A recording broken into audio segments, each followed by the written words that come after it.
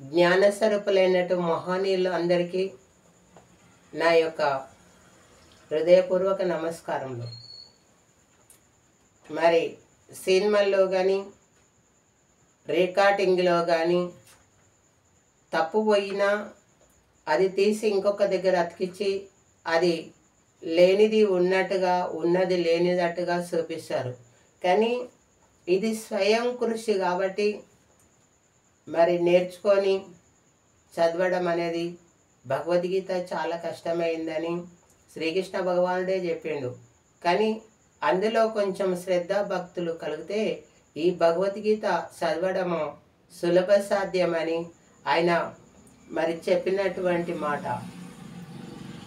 మయ్యా సప్తా మనం పార్థ యోగం యుజల్మ దర్శయా అసంశయం సమాగ్రహం యదా జ్ఞానసి తశృణు.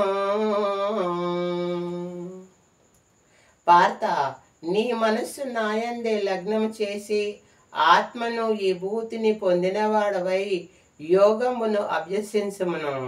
నన్ను ఆశ్రయించిన వాడవైనా నీవు నిస్సందేహముగా నన్నెట్లు సంపూర్ణంగా తెలుసుకొనగలవో తెలిపెదని వినుము.